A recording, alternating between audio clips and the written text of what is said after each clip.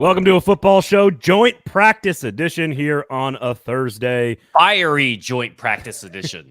We cannot guarantee that we will not come to blows at the end of the show today, much like the Titans and Bucs did. Well, we can because we're not physically in person.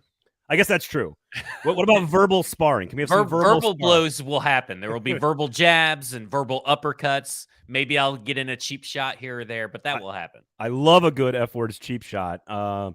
There's no question about that. So jump into the comment section. If you have any questions about Titans and Bucs, we're going to preview the game coming up, of course, on Saturday after watching 2 days of joint practices. Malik Willis, Caleb Farley overreaction. We'll take a look at the pass rush, the pass catchers, how they performed. And then, of course, yes, there was a fight at the end of Titans and Bucs practice. So we'll get into that. Some huge news in the SEC with both a quarterback in the SEC West, but also, more importantly, what does the future of TV broadcasting rights look like? And Zach is just wrong about something. So we're going to talk about that later on. Absolutely not. Like, factually incorrect. So he can throw all the uppercuts he wants, but he's just dead wrong about this. And so we'll discuss later. We'll discuss. We'll discuss. So a lot of good stuff today coming up on the show. I don't think I missed anything. Turn on all the notifications. Broadway Sports Media, F Words on Twitter, YouTube page, at 440 Sports, at Braden Gall. I think I got it all. Congrats on the new sponsor, by the way. Let's not step on these sponsors, but F Words Pod, sponsored by Jaspers. So free shout out to Jaspers there. This show, however, is brought to you by Weiss Liquors, our great friends over there on Main Street in East Nashville. Uber Eats, search Weiss Liquors, put in whatever you want. Just click a few buttons there. You pay for it, and the booze comes right to your door, Zach. I'm not sure what else people need in 2022 than booze coming right to their door, folks. We continue to get lazier as a society, and I am totally embracing it. I do appreciate how self-aware you are, Zach. Yes. That's one of my favorite traits about you. So go check out Weiss Liquors. Again, if you pop in and you want to buy something, just say 440. You'll get 10% off. So tax-free booze as well. Again, family-owned and operated for almost 100 years in Nashville. Locally owned business. Support locally owned businesses. Speaking of other locally owned businesses, the Kingston Group, also a title sponsor of a football show. Check them out, buildkg.com. Do not make any big decisions about your house until you talk to them. They are wonderful and amazing people. A nose-to-tail organization, Zach. Nose-to-tail. Nose-to-tail. That's right. I like it. That's right. I guess you the whole hog. Front porch to back porch. Yeah. I don't know. Like I don't know if you need to get on there. The whole hog. It's the whole hog of building. I'm on medication right now. No, so I'm a little wonky. It's gonna be loose. It's gonna be fun today on the show. So if you want to chime in, jump in the comment section, and we'll get there. We do, unfortunately, not unfortunately, maybe unfortunately, you're kind of pissed off about this. I think it was a no-brainer, had to happen. But we'll start real quickly with the breaking news with Deshaun Watson being suspended 11 games. They come to an agreement, the PA and the NFL, $5 million fine, which is way more than what was going to be in his salary if he was suspended for 11 games. So here's the deal from my perspective. Like, everyone sort of made their decisions about this, Zach. Everyone has their opinions. I don't think he should be playing in the league. I'm not drafting him in my keeper league. Like, whatever. That's my choice. I don't really care what everyone else thinks about his. But from Watson's perspective, no criminal charges. All the NDAs for the civil suits have been signed. You take your 11-game suspension and your $5 million fine, and you're going to be out playing in like 12 weeks. It was a no-brainer if I'm Watson, honestly. Even if that is very cynical. I think Deshaun Watson is a trash human being. I think the Browns ownership is a trash organization ran by trash human beings. I think that when you look at the fact that fans and even some players are taking this, it's us versus them mentality, us versus the world, they're all fucking losers too, especially Joe Bitonio, who has made the most tone-deaf tweet or statement ever, so he can go get fucked. And then on top of that, you have his agent coming out and saying that, oh, well, the judge already made up her mind. You know, we really don't believe that she came up with her own opinion and blah, blah, blah, blah, blah, before we even had a chance to talk to her. Like, bro, I mean, I don't get why people are defending someone that has upwards of 30 allegations made against them. Why are they all falling over ass backwards to basically say that he's innocent? It's just fucking moronic. I'm fucking pissed. I think the NFL did a disservice to basically everybody involved by not going tougher punishment.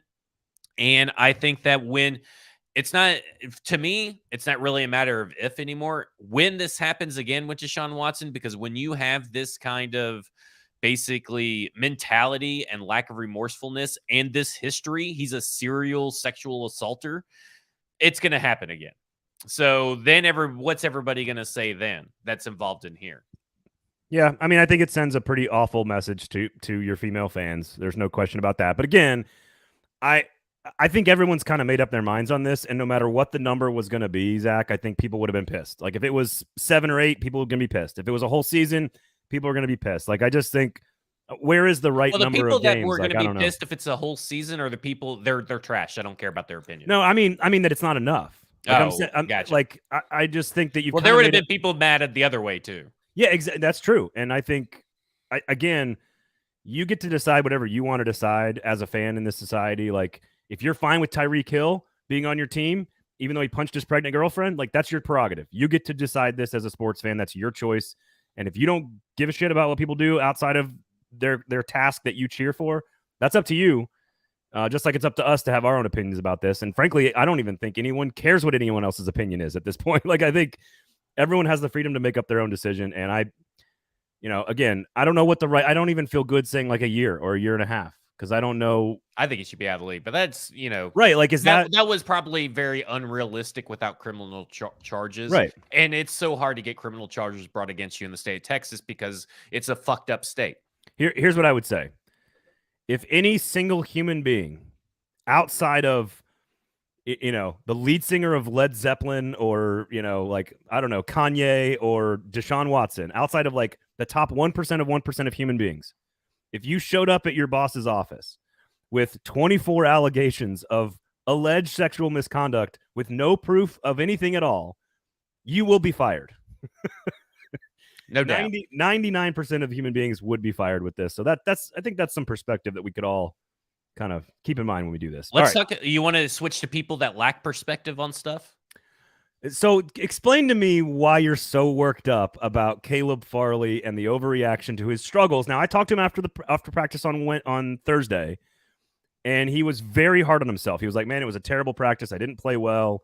He came out and had a much better day on Thursday. So what were you upset about, Zach? What are you? Well, there's people out there that want him traded. There's people out there already declaring that his career is pretty much over. It's written in stone. This guy's not going to be good. See, you talk about the Twitter sewers, but there's a reason why I get the pulse of the people. That's true. And it doesn't matter if the people are dirty, deranged idiots. They're still the people. And this is what people are talking about. People are talking about that Roger McCreary is the assumed number one cornerback opposite Christian Fulton. They're just saying that it's cemented already based on that Roger McCreary went out in a certain package and was the outside wide receiver.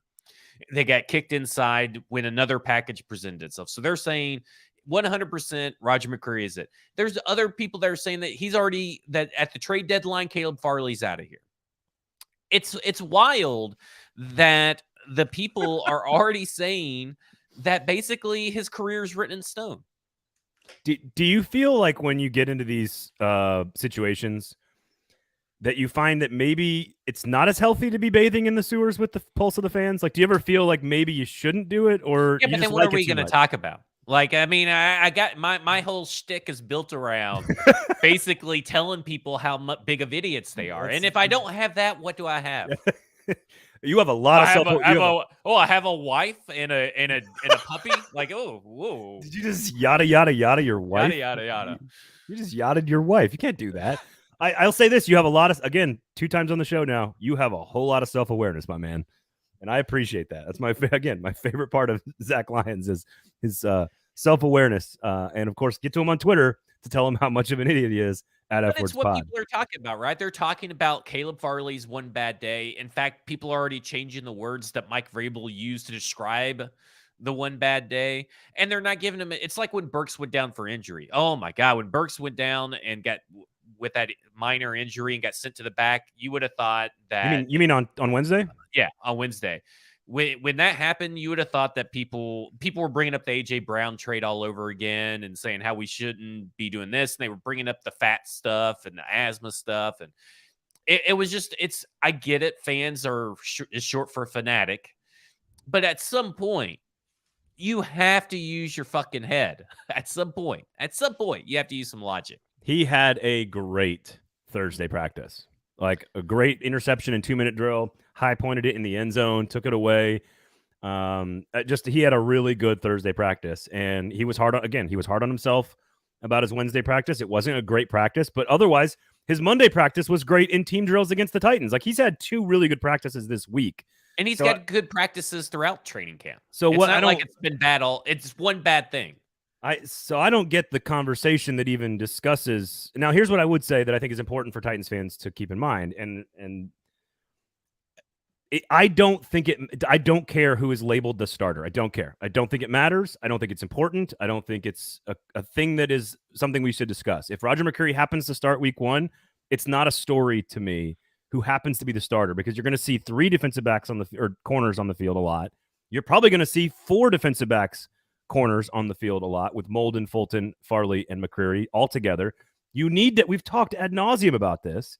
You need this many guys in the modern NFL. You need to be versatile. You need to move them around, and they have a lot of them, and they're all going to play. So it doesn't matter who's a starter. It's about the matchup. That's what it's about. I think I'm with you on all that. And I think what's happened is that people tie the draft position too much to what the player and what the team needs, right? The team drafted Roger McCreary because you go over to where, let's take the AFC West, for example. The Broncos had 3 good wide receivers at the time. The Raiders have 3 good wide receivers. The Chargers have 3 good wide receivers, and their wide receivers are drastically different types of wide receivers, right? Mike Williams is your deep threat.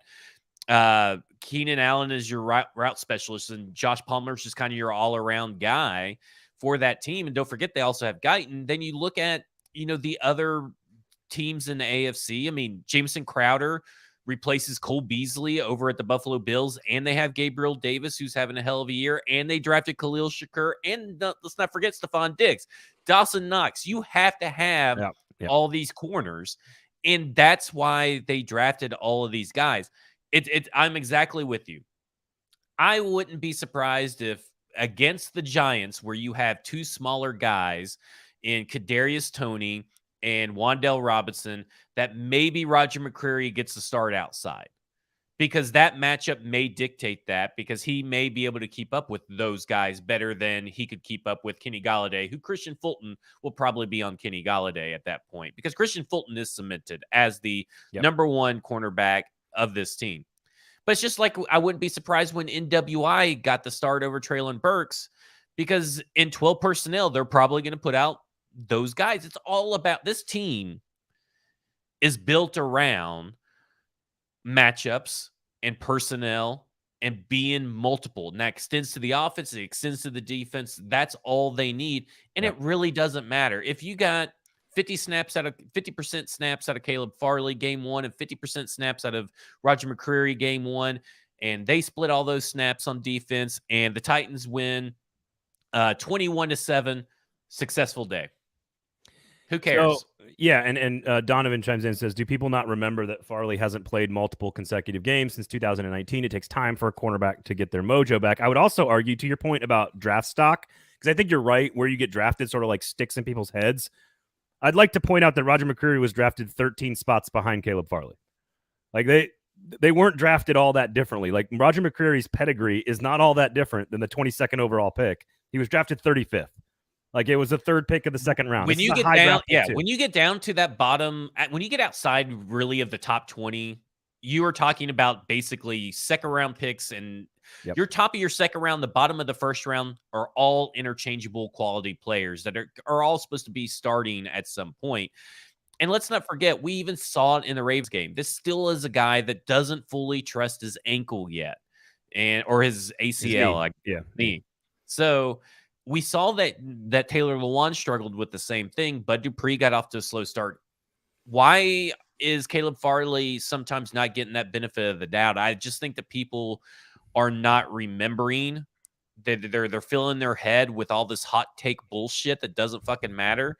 And I think they're not remembering the pertinent information. The second most valuable draft asset that the Tennessee Titans had this year was used on a corner. They saw That's what it. they That's it. see.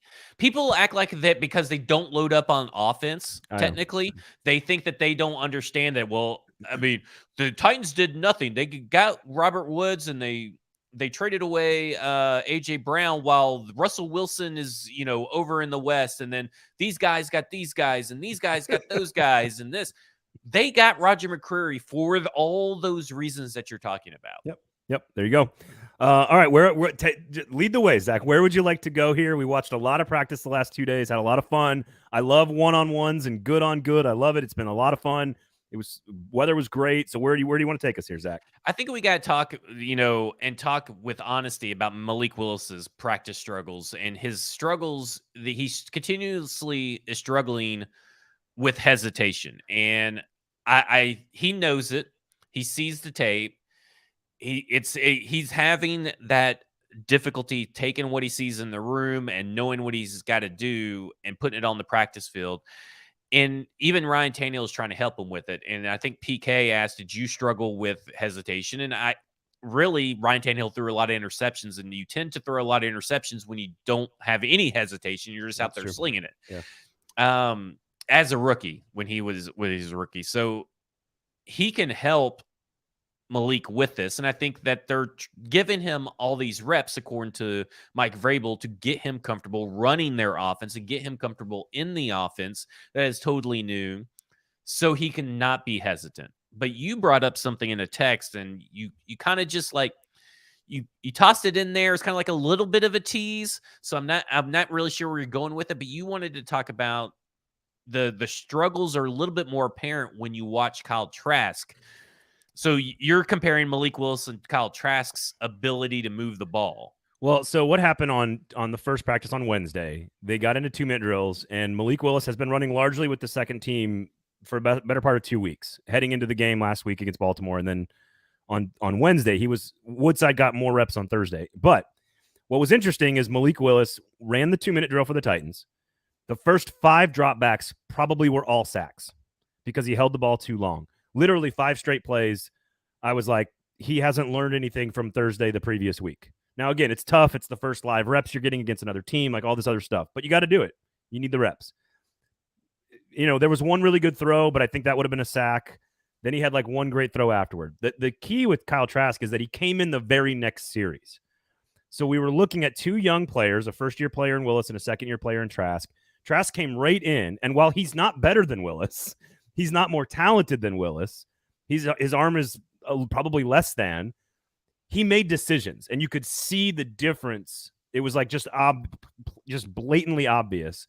Trask would take 2 steps, the ball was out. He went 1, 2, 3, read, boom, boom, boom, ball was out. And you could just see the difference between a guy who has played his entire career in the pocket, Kyle Trask, and a guy who's played his entire career running around, Malik Willis. So it was just one of those where it like kind of crystallized it for me, where I was watching Willis going, get rid of it, get rid of it, get rid of it, and he wouldn't.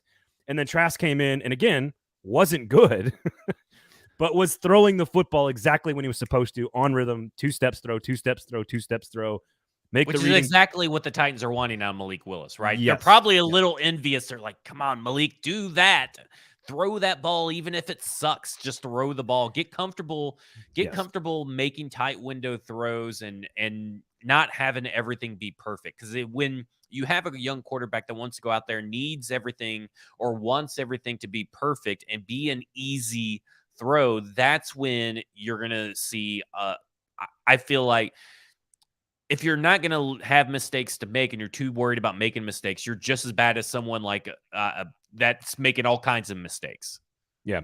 So Donnie asked, is it really that obvious that Woodside is getting fewer reps? It's not necessarily fewer. It's that over the last 2 weeks, they switched. Woodside started in camp as the number 2, was taking every second rep. Willis was taking every third rep. By the start of last week's practice going into the Baltimore game, he was getting every second team rep.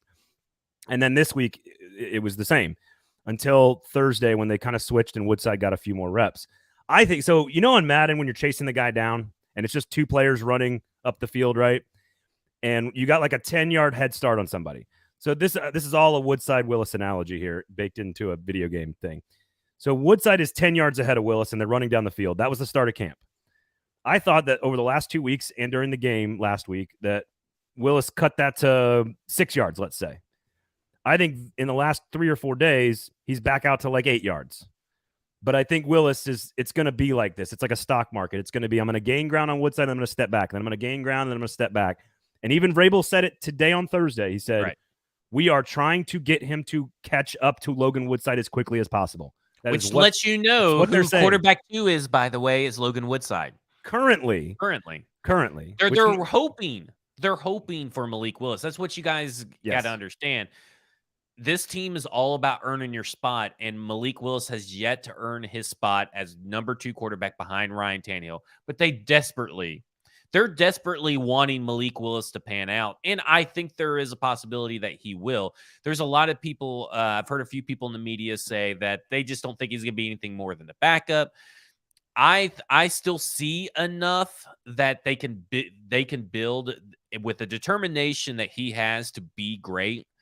I think that is so important. If he had the mindset, if he had Baker Mayfield's personality and the struggles he's currently facing right now, I'd say this guy's a bust. He's not going anywhere. He'll be lucky to be a backup. But he has the personality and the determination to keep on improving and working at his craft. And I think that is a key element of Malik Willis. Now, every time we talk about Malik Willis, I'm always going to talk about his personality, leadership, and demeanor, because to me, that's what has stood out the most about him. And what about that pass to Chig today? Yeah, and we'll get that. It was the only difference between Ryan Leaf and Peyton Manning was their attitude. That's it. Right. That's the only difference. Like, they had the exact same size and skill set. One guy showed up in cargo shorts and didn't know where he was, and one guy showed up with like a 300-page dossier on how to win in the NFL. And that's it. Like, that was the difference. It's all up here. It's all mental. And Willis has all of that in spades. His upside, honestly, like, I'm still in the, I don't know if he's a starting quarterback camp yet, but the talent you see when the lights come on, it's there. It's very much Russell Wilson from a skill set standpoint. So if he does get it all figured out and he can throw the ball. Now, Russell Wilson was a brilliant in the pocket thrower in college at NC State and Wisconsin. So that's different. But like, skill set wise, a little shorter, beefier, can run around. There's a lot of Russell Wilson to his game. So if he's good, there's a lot of upside. So the throw today, I thought, was maybe the best throw I've seen the entire time he's been a professional football player. They were in the 2-minute drill. That includes the preseason game. That includes the preseason game. Maybe this might be a better throw than the sidearm thing where he dodged a defender and flicked it out into the flats, which I still think is one of my favorite plays he's made as a Titan, practice or preseason game. So they're in the red zone drill. They're on about the 12-yard line. He drops back. Chig is, I can't tell you exactly where he is. He's on the right side of the formation, and he runs sort of one of those like bend seam routes where you kind of fake like you're going out, and then you bend it in towards the seam of the goal line, right towards the goalpost, right? And Willis takes 2 steps, plants his back foot, and fires a rope right between the safety and the corner. And it's one of those where you see the 2 guys sort of like cross pass right after the football. It goes right into where it needs to land, hits Chig right in the hands. Okonkwo catches it 3 feet, 4 feet down, easy touchdown. One of the best throws I've seen him make ever as a Titan. So if you want to overreact positively, there's your play you can overreact to. I like it. But I don't know if I'm going to be overreacting on the next topic, but I feel the pass rush is having some domination going on, and it's getting me really excited. They got a lot of passion, a lot of pride right now. How excited are we, Zach? On a scale? I am like a scale from 1 to 10, crank it up to 11. Spinal tap that motherfucker. Fully aroused, not like a quarter aroused or a half aroused, like fully aroused. Yeah. Oh, okay. It's standing up there. Full mast. Okay. Yeah, full mast. I mean, it is awesome to hear, awesome to watch.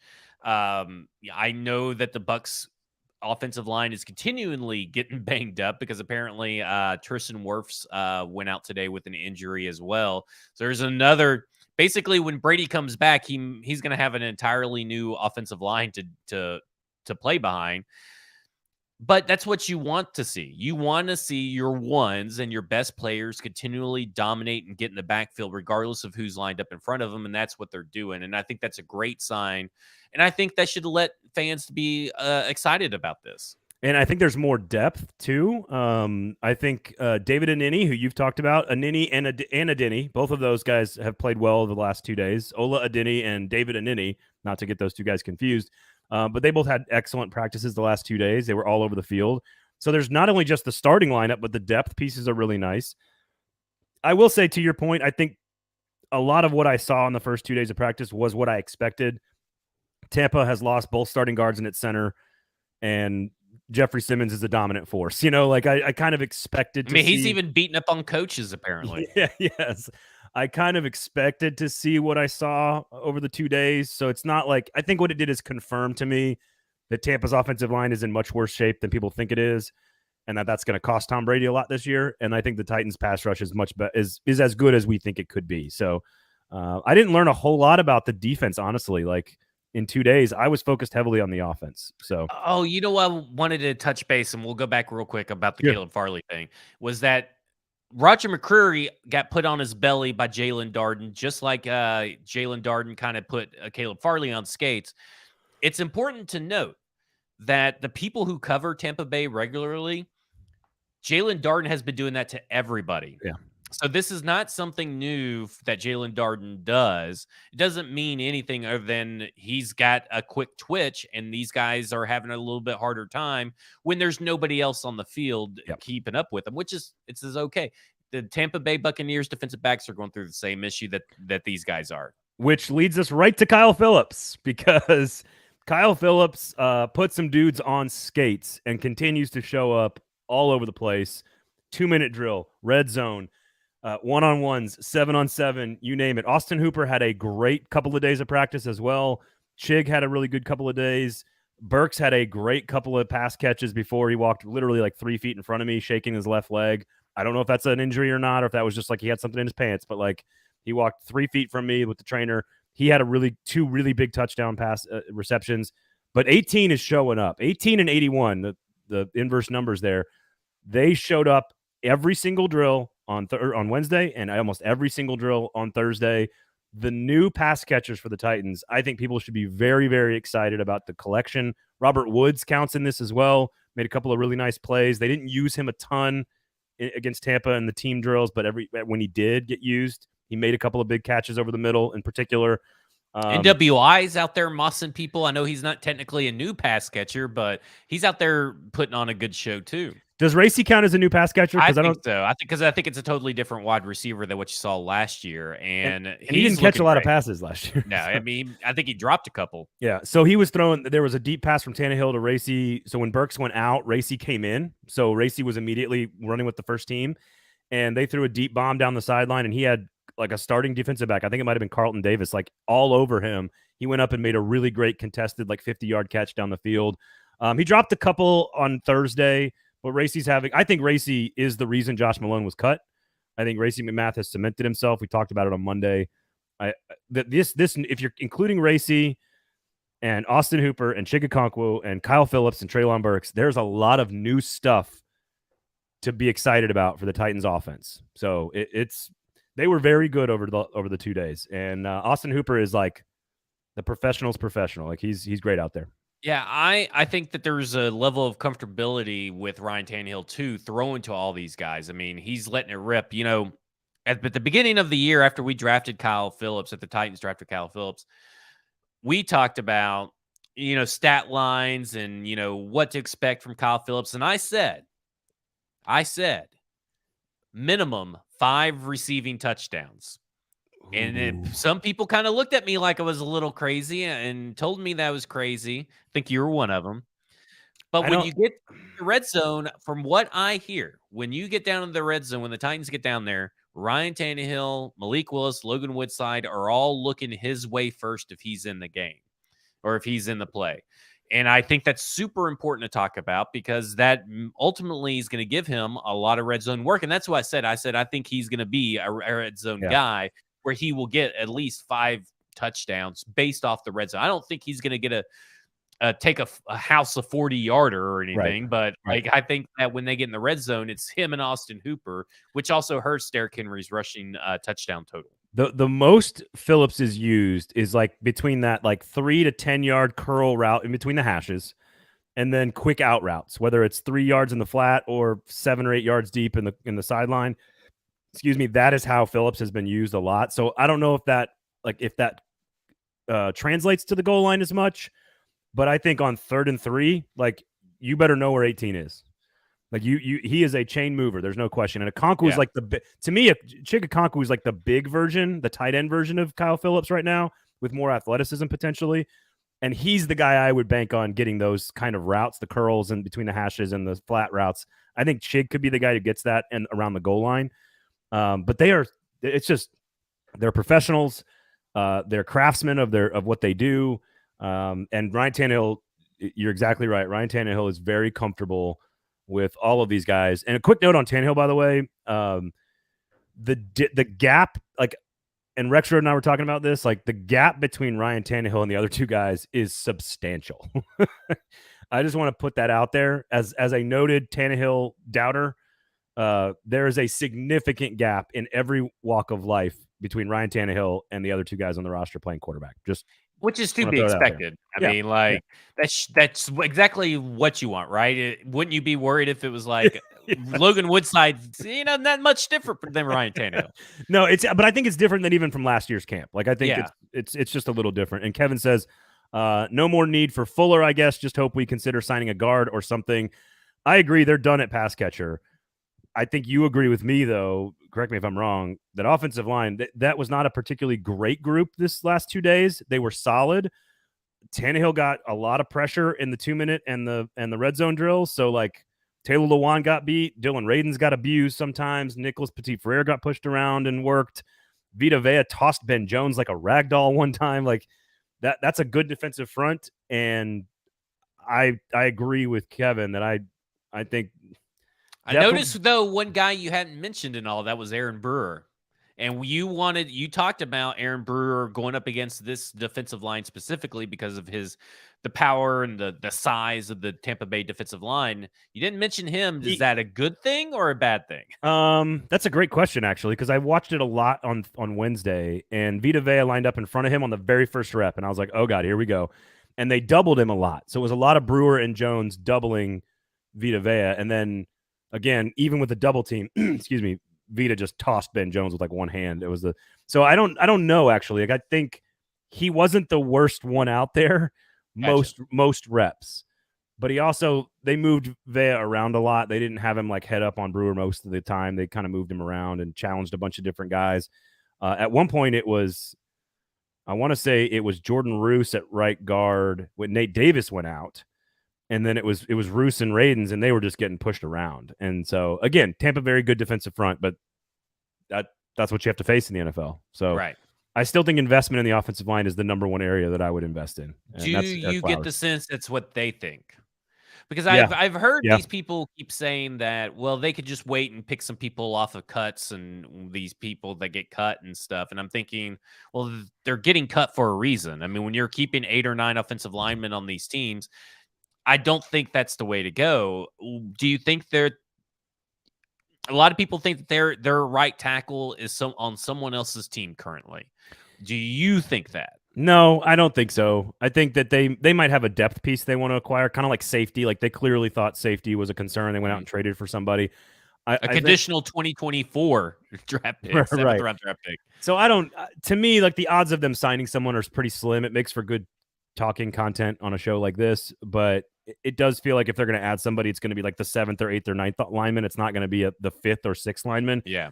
I do think that I have cemented what we talked about on Monday, which is that the 5 most talented offensive linemen includes Radins and Petit-Frere. So one of those two guys has to work. Like, they have to work out at right tackle. so if they don't have one of those two playing right tackle, that's a 2nd and a 3rd round pick. Yeah. Like, not contributing. So I agree. Any other takeaways from camp? Just the fight was interesting. It was the very last thing that happened on the entire 2 days. Leonard Fournette decides to throw a punch at Jeffrey Simmons, which is one of the dumbest things I've ever heard of. Also, punching people with helmets on, even the ones that are padded. I don't understand why that's an instinct for people to do that. Kevin Byard was trying to break it up, but Simmons has just been pissing people off the entire time. And from Devin White, by the way, I love listening to Devin White chirp. He just talks the entire time. I've had a chance to talk with him over the years. The LSU people, extremely well respected in these 2 practices, right? Because you got Racey McMath, Christian Fulton, Leonard Fournette, Trenton Cannon, or no, Torrey Carter, excuse me. And then Devin White. Like there was like 7 or 8 LSU players out there, and they were all kind of going at it. So that was fun. Simmons just pisses people off, dude. Like Love it. he just is in your kitchen all the time, just grinding and working and just beating you. And Tampa, I think, was pushed around a lot on the first day of practice.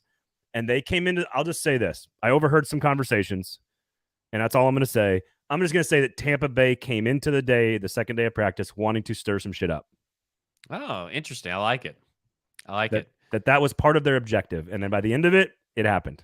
I did notice that Trenton Cannon didn't make it out to practice, and I'm sure everybody's sorely disappointed over that.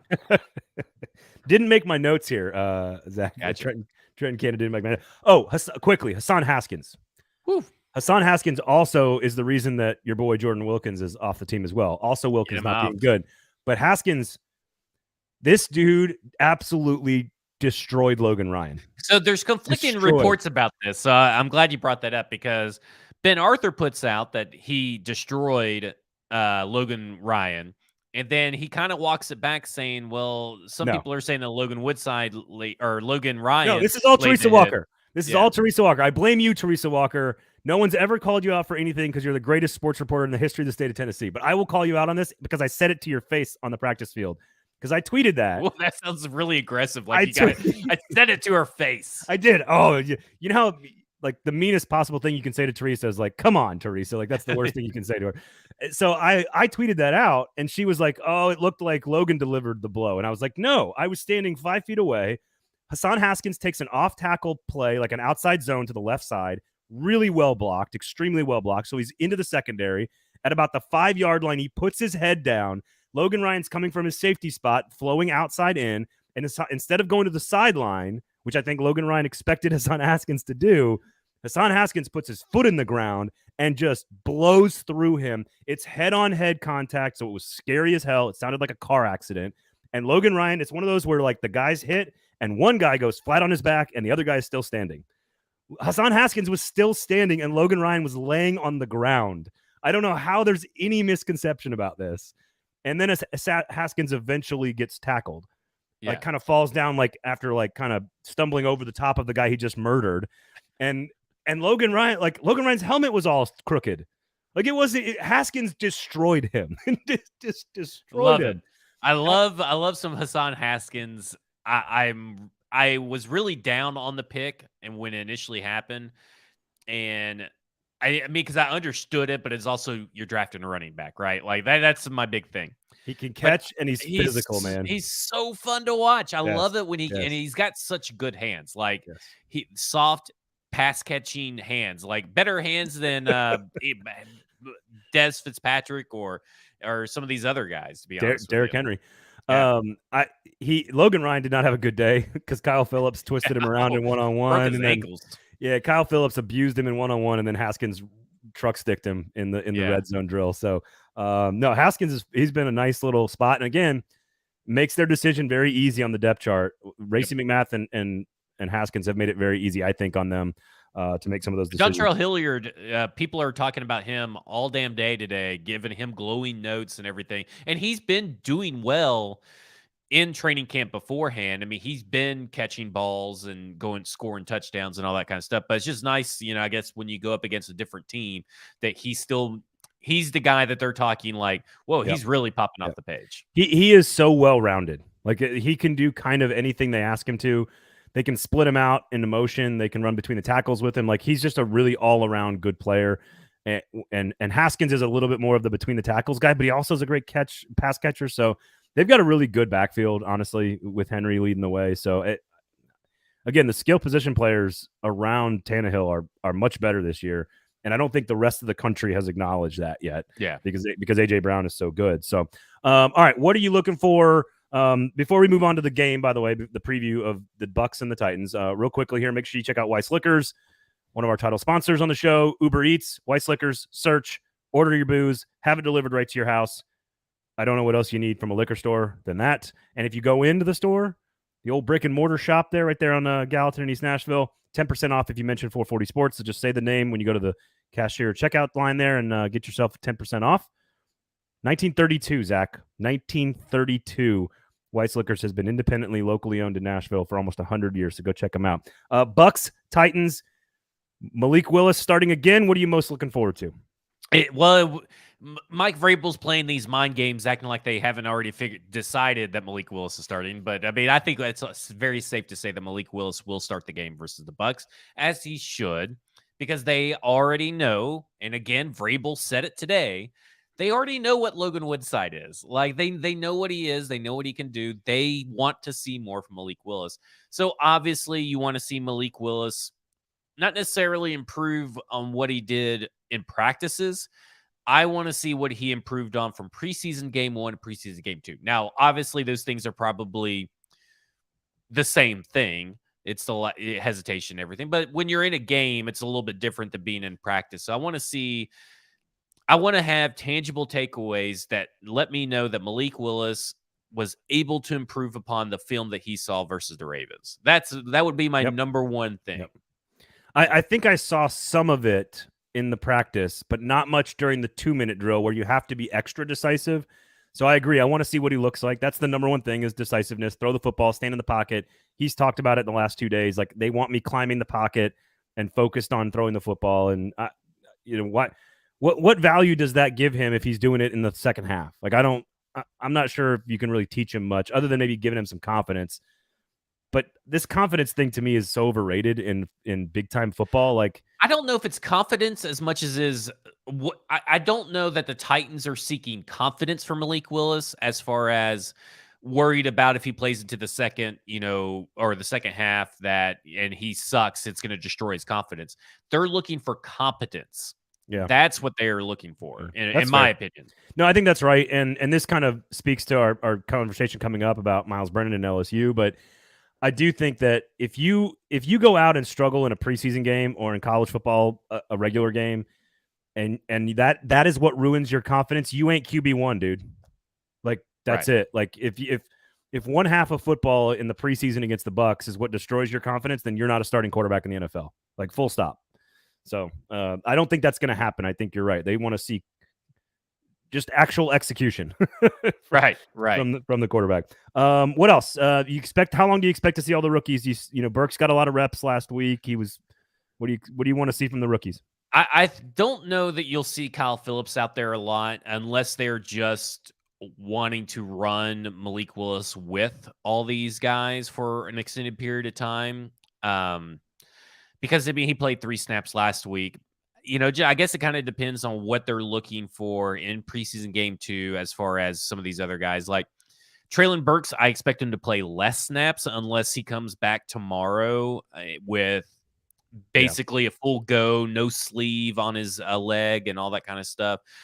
So I expect him to play less. He may play some, but I think he'll play way less because I think they're going to start to monitor that. Whatever that particular soft tissue injury is, which it may be a soft tissue injury. We really don't know, to my knowledge, because nobody ever tells us fucking anything. I saw him shake his left leg as he walked past me. Yeah. I don't know what that means. And he wore a sleeve today, so that's all we got. That's pretty much it. But I think the rookie that I'm most looking forward to is really twofold. I want to see more Chig. Yeah, I want to see him involved more. And that requires Malik Willis to involve him in that. Yep. I want to see more Hassan Haskins. I think that we didn't. I don't think when he got into the game, I don't think we got to see enough good things from him. So I want to see him with the quote unquote ones of the preseason. I don't need to see Julius Chestnut, I don't think anymore. And that's nothing to knock Julius Chestnut. Julius Chestnut's going to be a fine practice squad and priority practice squad addition for this team. I want to see if you're telling me what do I want to see? I want to see Hassan Haskins. I don't need Julius Chestnut necessarily getting reps with the ones. Let him show off like Mekhi Sargent did last year with the scrubs. I want to see Hassan Haskins and see him in a very productive and involved role. How about Hassan Haskins running right behind both Dylan Radins and Nicholas Petit-Frere, alternating and finding out what that looks like, with maybe Chigakonkwu blocking with them, so that we can see all those pieces together working on the right side of the offensive line. Yeah, I want to see him run left. I want to see him run right. I want to see him run up the middle. I want to see him be used in a lot of ways. Like, I don't need to see John Terrell Hilliard. Yeah. I don't need to see Trenton Cannon getting snaps.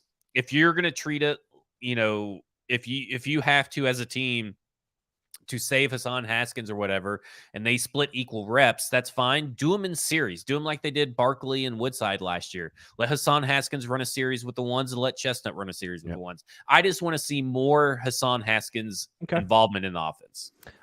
Former Vanderbilt head football coach Bobby Johnson says receivers were wide open last weekend and Malik Willis didn't see them. Look at that. Former SEC coaches listening to the pod. That's I like crazy. that. I love it. Way to go, Coach Johnson. Yes, that's the issue with Malik Willis. We know that's the issue. That is what we're going to watch, of course, on Saturday evening. Right tackle battle, punter battle. Keep an eye on that.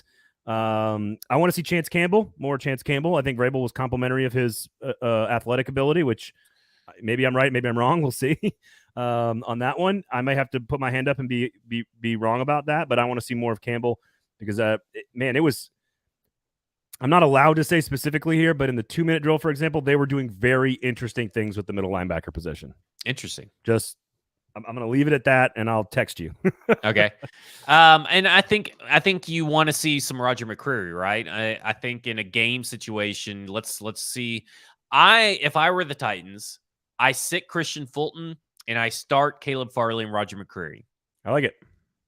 And let Elijah Molden play in this game too, And I still am holding out hope that Shakur Brown gets an interception this weekend. All right. And lost in a lot of this is that Theo Jackson has not really practiced much, and of course Chris Jackson is injured as well. But they're optimistic. But yeah, we'll see. The Chris Jackson knee injury looked bad in real time. Yeah. When it was on the television set.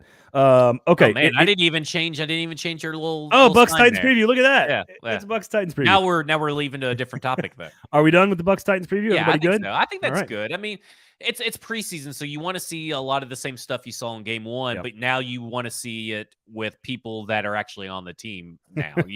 We don't need to see what Trenton Cannon is. We don't need to see what Jordan Wilkins is. We know that they're losers. Let's see these other guys in a more expanded role now that they can garner some more snaps. That is fair. We'll talk a little college football here to wrap up the show. Before we do that, of course, the football show is brought to you by the Kingston Group, buildkg.com. Nashville's locally owned custom home and remodeling firm. If you're going to make a big decision about your house, do it with the Kingston Group in mind. Just have a conversation with them. No matter how big or how small, they will help you find the right decision. They will help you. Unlike Malik Willis, they will help you make the right decision every single time. The Kingston Group, buildkg.com. Make sure you check them out. Again, locally owned, award-winning, people you can trust. That is the most important part in the home remodeling world, in which you don't really trust anybody. So go check that out. Okay. Miles Brennan retires from football after 14 head coaches and 37 injuries. He really only played like 3 games, really, and that was in 2020. But what it does is it clears the way, Zach, for Jaden Daniels, the Arizona State transfer, and Garrett Nussmeier, the very explosive and interesting younger quarterback for LSU, to battle it out for Brian Kelly. Jaden Daniels is probably going to start, and I don't think this is a huge surprise, but adios, Miles Brennan. Take it easy. Well, I know that he had a lot of injuries and issues and stuff like that. So, I guess for someone to make that kind of decision, that big life-changing decision, tough. And it's tough for him, but good for him to be able to walk away on his own terms. And I think that's a big thing, to be able to say that, hey, I am walking away. I love this game, but I'm going to have to take a break from it. And I think that takes a lot of cojones to do. And honestly, like, Miles Brennan is kind of an example of what makes certain players in college football kind of special. This is a guy who's never really started a full season, who's not really been a good player for LSU, but the fans love him because he's stuck home and he's stuck through everything, through injuries and quarterback battles and multiple coaches and all this stuff. He stuck through it and stayed with LSU and stayed true to LSU. And so LSU fans love him, even though he really only played like 3 games in like 2020. And he was told by Brian Kelly he's not going to be the starter, so he retires. And like, fans kind of love him for his commitment and loyalty to LSU. And that's kind of a college football thing. Like, you can't get that dynamic in any other place, like not even any other sport, really. So Jaden Daniels is going to be the starter at LSU. The question is, does Garrett Nussmeier beat him out over the course of the season? That's going to be the interesting question with LSU. So, all right, last one here on the show. Again, Kingston Group, Weisslickers, go check them out. F Words Pod, YouTube page, Broadway Sports Media, 440 Sports. You guys know all the drills. Go turn all the notifications on.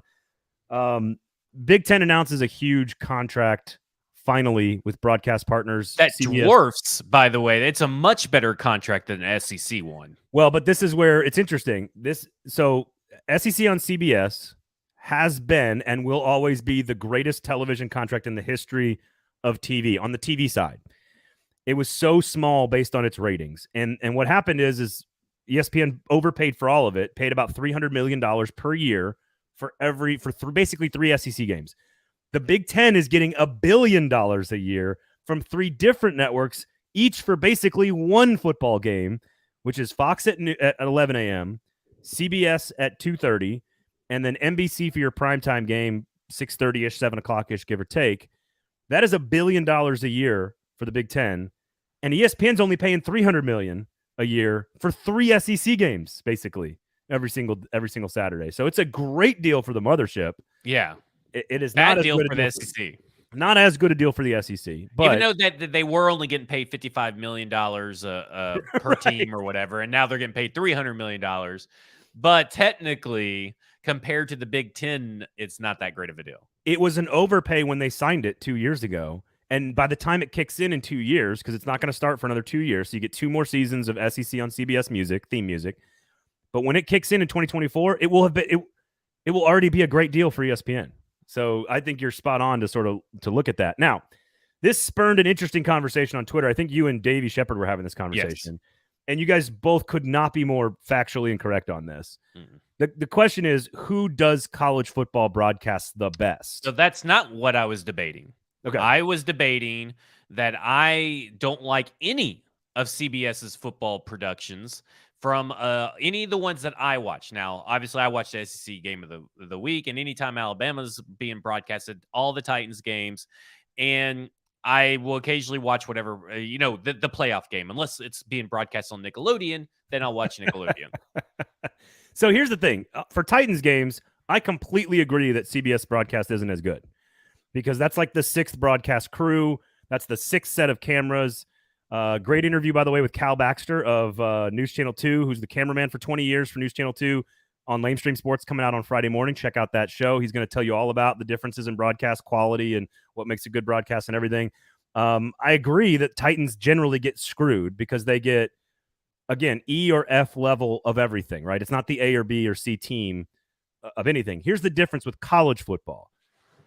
CBS has 1 broadcast crew for college football. That is like their top tier. And it is the only broadcast crew that is completely on 1 team. It's the only of the 4 big networks where they have a complete in-house and everything is 1080p, and it goes broadcast with 1080. It goes back to the truck 1080. It goes to the studio 1080. It comes back to your house 1080. ESPN downsamples to 720. So it goes down to 720 into their studio. Then it comes back out and they upsample it and they upconvert it to 1080. So that's what their decrease in quality for ESPN is. Fox shoots in 4K more than everybody else, but only on Joe Buck broadcasts and in NFL. And the number 1 producer by a mile in all of this is Craig Silver, who's been running the CBS on SBC broadcast for the better part of, I don't know, like a decade or so. He is the number 1 top dog in all of this. CBS's college football broadcast is by far the gold standard of college football broadcast. Television quality, camera shots, broadcast crew is questionable. But it's not even close to I think the Broadway, I agree. The broadcast crew, and that makes up for a lot of that, brings down a lot of what you're talking about. My thing is that NFL CBS quality compared to Fox, and this is visual quality, and ESPN games when they're primetime games, same with NBC primetime games, is so much worse. I only watch 1 SEC game, a week typically. I may catch one here or there. That's, depending on where I'm at or something. So to me, overrating the college football broadcast is not the same as what I'm trying to say, which is basically, I think CBS as a whole, their football product is the worst out of Fox, ESPN. I guess you include NBC somewhere. Well, NBC, and this is what's hard about this debate, because NBC only has 2. Yeah. They do Notre Dame and then they do Sunday Night Football. And so again, when you don't have to spread yourself so thin the way ESPN has to spread itself from a camera standpoint, trucks, broadcast crew, everything, like to me, ESPN's visual display on the screen is atrocious, except for their big NFL broadcast. Mm-hmm. Same thing with NBC. This is where CBS puts all of their eggs into one basket on Saturdays, and they have genuinely changed the way we watch college football with the way they broadcast that SEC game at 2:30. Fox is like, again, when Fox is good, they are great on Sundays generally. But even on Saturdays, like sometimes they don't even look white balanced. They look completely grayed out. Some of that's because the Midwest is just gray. I don't know. But like if I'm watching Maryland and Illinois, like it just looks gray to me. It's like, obsession with Maryland football. Like, why is that the first team out of it? I know, but it's funny because Mike does the same thing. Like Maryland is on the tip of the tongue anytime he talks about the Big Ten because Maryland beat Texas 2 times in a row. Like, my gosh, I mean, is that the first team? It's Ohio State and Maryland for you. Well, I say Maryland and Rutgers because like they're ACC and Big East teams in the Big Ten. Yeah. And so that's kind of why my brain goes there, I guess. But again, I like pick Iowa versus Purdue, whatever. Those broadcasts to me feel very gray. They're not even like white balanced. And I talked to a couple of camera crew guys just for this conversation. When Fox is great, they're great because they shoot more 4K than anybody else. But they have real big quality control issues, like in general, on their trucks and everything. And then again, ESPN does the upsampling and the downsampling. I think CBS and NBC do the best job, but it's because they don't spread themselves so thin. That's why CBS NFL broadcasts look so bad, is because they're the worst. They're spread so thin. That's the problem. I wish that, and it's not, I'm not necessarily like, I know you keep bringing up like the one SEC game and how great that one game is. And that's fine. I mean, I'm not going to really, other than the broadcast guys, I don't really dispute that. But as a more of an NFL guy that watches and consumes a lot of the NFL product, if there's a doubleheader on CBS and not one on Fox, I'm probably not watching that CBS football game because I think that they're just, I don't care. It's Tony Romo. First off, I think Tony Romo's has gone completely overrated and it's too much.